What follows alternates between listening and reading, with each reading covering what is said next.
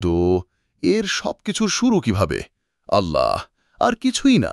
নবী সাল্লাল্লাহু আলাইহি ওয়াসাল্লাম বলেছেন, কান আল্লাহু ওয়ালাম ইয়াকুন মাআহু ফাইয়ুন। প্রথমে আল্লাহ ছিলেন এবং তার সাথে আর কিছুই ছিল না। কোনো আরশ ছিল না, কলম ছিল না, পানি ছিল না, মেঘ ছিল না, আকাশ ছিল না, কিছুই ছিল না। আর আবু রাজিন রাদিয়াল্লাহু আনহু থেকে সুনান তিরমিজিতে একটি সহিহ হাদিস আছে, যেখানে আবু রাজিন রাদিয়াল্লাহু আনহু নবী সাল্লাল্লাহু আলাইহি ওয়াসাল্লামকে জিজ্ঞাসা করেছিলেন যে, আচ্ছা, আল্লাহ সুবহানাহু ওয়া তাআলা এই সবকিছুর আগে কোথায় ছিলেন? আর নবী সাল্লাল্লাহু আলাইহি ওয়াসাল্লাম বলেছেন, কানা ফি আমা মা তাহতাহু হাওয়া ওয়া মা ফাওকাহু হাওয়া। তার নিচে কোনো বাতাস ছিল না, তার উপরেও কোনো বাতাস ছিল না, শুধু আল্লাহ সুবহানাহু ওয়া তাআলা ছিলেন। আর আপনি যখন এই বিষয়ে ভাবেন, তখন এটা কতই না আশ্চর্যজনক। আর আসলে এর মধ্যে একটা নিদর্শন আছে, যেখানে নবী সাল্লাল্লাহু আলাইহি ওয়াসাল্লাম আমাদের মূলত বলছেন যে, আল্লাহ ছাড়া আর কিছুই মূল্য রাখে না। সৃষ্টির আল্লাহ সুবহানাহু ওয়া তাআলার প্রয়োজন আর কিছুর নয়, কারণ শুরুতে আল্লাহ ছিলেন আর কিছুই ছিল না। আর তাই নবী সাল্লাল্লাহু আলাইহি ওয়াসাল্লাম বলেছেন যে, আল আসবাকু বাইতিন ক্বালাহু শাঈর। কবি যা বলেছেন তার মধ্যে সবচেয়ে সত্য কবিতা হল, আলা কুল্লু শাইইন খালাল্লাহু বাতিলুন, অর্থাৎ আল্লাহ সুবহানাহু ওয়া তাআলা ছাড়া সবকিছুই নশ্বর, কারণ শুধু আল্লাহ ছিলেন আর কিছুই ছিল না। অনেক সময় যখন আবু রাজিন রাদিয়াল্লাহু আনহু নবী সাল্লাল্লাহু আলাইহি ওয়াসাল্লামকে এই প্রশ্নটি করেছিলেন, এবং আমরা অনেক সময় যখন আল্লাহর বর্ণনা সম্বলিত বিভিন্ন হাদিস দেখি, আমরা আমাদের মানবিক মাত্রা দিয়ে আল্লাহ সুবহানাহু ওয়া তাআলাকে সীমাবদ্ধ করার চেষ্টা করি। উদাহরণস্বরূপ, আল্লাহ সুবহানাহু ওয়া তাআলা রাতের শেষ তৃতীয়াংশ অবতরণ করেন এবং জিজ্ঞাসা করেন, হাল মিন মুস্তাগফিরিন আগফির লাহু। সেই বিখ্যাত হাদিস, ক্ষমা প্রার্থনাকারীকে কেউ আছে যাকে আমি ক্ষমা করব? এমন কি কেউ আছে যে আমাকে ডাকছে, যার ডাকে আমি সাড়া দেব? এবং আমরা নিজেদের মধ্যে ভাবতে শুরু করি, আরে দাঁড়াও, এখানে রাতের শেষ তৃতীয়াংশ সেখানকার রাতের শেষ তৃতীয়াংশের থেকে ভিন্ন। তাহলে আল্লাহ সুবহানাহু ওয়া তাআলা কিভাবে সবার কথা শুনছেন, এবং আল্লাহ সুবহানাহু ওয়া তাআলা কিভাবে বিচার করছেন যে রাতের শেষ তৃতীয়াংশ কোনটি? আর শবে কদরের ব্যাপারটা কি? এসব কিভাবে কাজ করে? সমস্যা হলো, আপনি আল্লাহকে আপনার মানবিক মাত্রা দিয়ে সীমাবদ্ধ করছেন। আল্লাহ আপনার সময়ের অধীন নন, আল্লাহ সময় সৃষ্টি করেছেন। সুতরাং যখন আপনি বলেন, আল্লাহ কি সত্যিই সবার প্রার্থনা শুনতে পারেন? আরাফার দিনের কথা ভাবুন, সেই বিশাল গুরুত্বপূর্ণ আরাফার দিন। লক্ষ লক্ষ মানুষ এক স্থানে, সবাই আল্লাহ সুবহানাহু ওয়া তাআলার কাছে বিভিন্ন ভাষায় প্রার্থনা করছেন, এবং আল্লাহ সুবহানাহু ওয়া তাআলা তাদের প্রত্যেকের প্রার্থনা শুনছেন। কেন? কারণ তিনি আল্লাহ সুবহানাহু ওয়া তাআলা, তিনিই সময়ের সৃষ্টিকর্তা। তাই তিনি আমাদের সময়ের মাত্রার অধীন নন, তিনি আমাদের কোনো কিছুর মানবিক মাত্রার অধীন নন।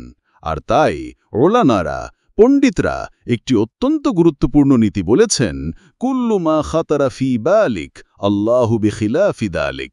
অর্থাৎ যখনই আপনি আল্লাহ সুবহানাহু ওয়া তাআলাকে নিয়ে ভাবেন, আপনার মনে যে কোনো চিত্র বা মানবীয় গুণাবলী আরোপের চেষ্টা আসে, জেনে রাখুন, আল্লাহু বিখিলাফি দালিক, আল্লাহ আপনার কল্পনার চেয়েও ভিন্ন। আপনি তা করতে পারবেন না।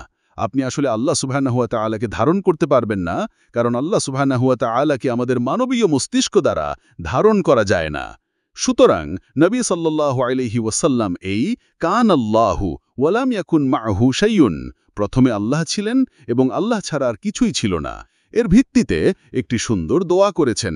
নবী সাল্লাল্লাহু আলাইহি ওয়াসাল্লাম আমাদের শিখিয়েছেন বলতে, আল্লাহুম্মা আনতাল আউয়ালু ফালাইসা ক্বাবলাকা শাইউন।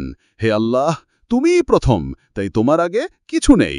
ওয়া আনতাল আখিরু ফালাইসা বা'দাকা শাইউন, আর তুমিই শেষ, তাই তোমার পরে কিছু নেই। ওয়া আনতা যাহিরু ফালাইসা ফাওকাকা শাইউন, আর তুমিই প্রকাশ্য, তাই তোমার উপরে কিছু নেই। ওয়া আনতাল বাতিনু ফালাইসা দুনাকা শাইউন, কিন্তু একই সাথে তুমিই অপ্রকাশ্য, তাই তোমার চেয়ে নিচুতে বা তোমার থেকে লুকানো কিছু নেই। সুতরাং নবী সাল্লাল্লাহু আলাইহি ওয়াসাল্লাম এখানে আমাদের যা শেখাচ্ছেন তা হলো, আল্লাহ সুবহানাহু ওয়া তাআলা প্রথম, কিন্তু তিনি শেষও, আর আল্লাহ সুবহানাহু ওয়া তাআলা প্রকাশ্য, কিন্তু তিনি অপ্রকাশ্য।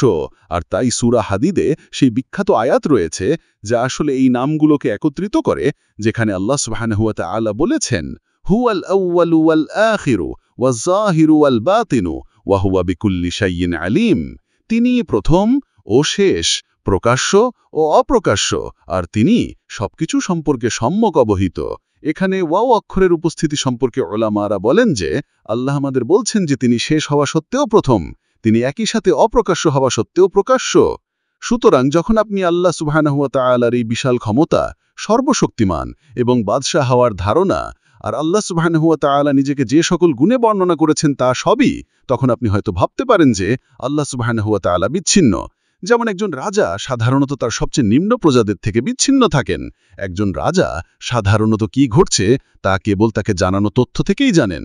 তাই আল্লাহ সুবহানাহু ওয়া তাআলা নিজেকে এবং আকাশ ও পৃথিবী সৃষ্টি, আরশ সৃষ্টি এবং এই সব কিছুর বর্ণনা করার ঠিক আগেই বলেন, কিন্তু শুনো, ইয়ালামু মা ইয়ালিজু ফিল আরদি ওয়া মা ইয়াখরুজু মিনহা। আল্লাহ এতই সচেতন যে তিনি জানেন কি পৃথিবীতে প্রবেশ করে এবং কি তা থেকে বের হয়। তিনি সব কিছু জানেন। নবী সাল্লাল্লাহু আলাইহি ওয়াসাল্লাম আমাদের আরও শিখিয়েছেন, এবং এই সুন্দর হাদিস থেকে আমরা অনেক নাম ও গুণাবলী নিতে পারি। নবী সাল্লাল্লাহু আলাইহি ওয়াসাল্লাম আমাদের আল্লাহকে তার সবচেয়ে বড় নাম দ্বারা ডাকারও শিক্ষা দিয়েছেন, ইসমুল্লাহিল আযম, আল্লাহ সুবহানাহু ওয়া তাআলার সবচেয়ে বড় নাম। আর নবী সাল্লাল্লাহু আলাইহি ওয়াসাল্লাম সেই নামটি কি তা বলেননি, তবে তিনি সাল্লাল্লাহু আলাইহি ওয়াসাল্লাম বলেছেন যে আল্লাহ সুবহানাহু ওয়া তাআলার সবচেয়ে বড় নাম সূরা বাকারাতে, সূরা আল ইমরানে আর সূরা তহাতে পাওয়া যায়। তো সূরা বাকারার সবচেয়ে বিখ্যাত আয়াত, কোরআনের সবচেয়ে বিখ্যাত আয়াতে আল্লাহ সুবহানাহু ওয়া তাআলা বলেছেন, আল্লাহু লা ইলাহা ইল্লা হুয়াল হাইয়ুল কাইয়ুম। আল্লাহ তিনি ছাড়া কোনো ইলাহ নেই, তিনি চিরঞ্জীব, সর্বপ্রতিষ্ঠাতা। সেই একই নাম সূরা আল ইমরানের শুরুতে পাওয়া যায়, আল্লাহু লা ইলাহা ইল্লা হুয়াল হাইয়ুল কাইয়ুম, আবারও চিরঞ্জীব, সর্বপ্রতিষ্ঠাতা। আর তারপর সূরা তহাতে আল্লাহ সুবহানাহু ওয়া তাআলা বলেন, ওয়া আনাতির উজুহু লিল হাইয়িল কাইয়ুম, অর্থাৎ সবকিছুই নশ্বর এবং সমস্ত মুখমণ্ডল আল হাইয়িল কাইয়ুমের সামনে বিনত হবে। আবারও চিরঞ্জীব এবং সর্বপ্রতিষ্ঠাতা। আর উলামারা এই দুটি নাম সম্পর্কে যা বলেন তা অত্যন্ত শক্তিশালী। প্রথমত, সমস্ত সিফাতুজ জাতিয়া যা আল্লাহ সুবহানাহু ওয়া তাআলার সত্তার বর্ণনা করে তা সবই তার আল হাইয়্যি অর্থাৎ চিরঞ্জীব হওয়া থেকে আসে। আর সমস্ত সিফাতুল ফি'লিয়া অর্থাৎ আল্লাহ সুবহানাহু ওয়া তাআলার কর্মের বর্ণনা করে এমন সকল গুণাবলী তার আল কাইয়ুম অর্থাৎ সর্বপ্রতিষ্ঠাতা হওয়া থেকে আসে। কারণ সাধারণত আপনি যা ভাবেন, একজন ব্যক্তি বা একজন মানুষের কথা ভাবলে তারা যত বড় হয় তাদের ক্ষমতা তত কমে আসে, কিন্তু আল্লাহ সুবহানাহু ওয়া তাআলা কখনোই অক্ষম হন না। আল্লাহ চিরঞ্জীব, তিনি সর্বদা ছিলেন, তিনি সর্বদা আছেন, তিনি সর্বদা থাকবেন। আর আল্লাহ সুবহানাহু ওয়া তাআলা সর্বদা কাইয়ুম, তিনি সর্বদা নিয়ন্ত্রণে থাকেন। আল্লাহ সুবহানাহু ওয়া তাআলার বয়স বাড়ে না, আল্লাহ সুবহানাহু ওয়া তাআলা অক্ষম হন না, লা তাখুযুহু সিনাতুন ওয়া লা নাওম, আল্লাহ সুবহানাহু ওয়া তাআলা কখনো ক্লান্ত হন না, কখনো তাকে কখনো ঝিমুনি আসে না, কখনো তাকে ঘুমিয়ে পড়তে হয় না। আল্লাহ সর্বদা নিয়ন্ত্রণে থাকেন। সুতরাং আল হাইয়ু, তিনি চিরঞ্জীব এবং সমস্ত জীবন তার থেকেই আসে। আল কাইয়ুম, তিনি সর্বদা প্রতিষ্ঠাতা এবং সবকিছু কেবলমাত্র তার মাধ্যমেই প্রতিষ্ঠিত হয়। তো কান আল্লাহু আলাম ইয়াকুন মাআহু শাইয়ুন, এর শুরুটা এমনই, আল্লাহ ছিলেন এবং আর কিছুই ছিল না, তিনিই ছিলেন অসীম, আর তারপরেই সব সসীম সৃষ্টি হয়েছে। তিনিই ছিলেন কারণহীন, আর তারপরেই সব কার্যকারণের মুখাপেক্ষী সৃষ্টি অস্তিত্ব লাভ করেছে। আমরা আল্লাহ সুবহানাহু ওয়া তাআলার কাছে প্রার্থনা করি, আল্লাহ সুবহানাহু ওয়া তাআলা যেন বিচার দিবসে আমাদের চিরন্তন জীবন দান করেন। আল্লাহুম্মা আমিন। আসসালামু আলাইকুম ওয়া রাহমাতুল্লাহি ওয়া বারাকাতুহু। আশা করি আপনারা এই ভিডিওটি উপভোগ করেছেন এবং উপকৃত হয়েছেন। যদি উপকৃত হয়ে থাকেন তাহলে প্লিজ শেয়ার করুন। আর যদি সিরিজের বাকি অংশ দেখতে চান তাহলে উপরের বক্সে ক্লিক করুন। আর আমাদের অন্যান্য সকল পর্ব এবং ভিডিও দেখতে চাইলে নিচের বক্সে ক্লিক করুন। এবং আরও আশ্চর্যজনক কন্টেন্টের জন্য চ্যানেলটি সাবস্ক্রাইব করতে ভুলবেন না।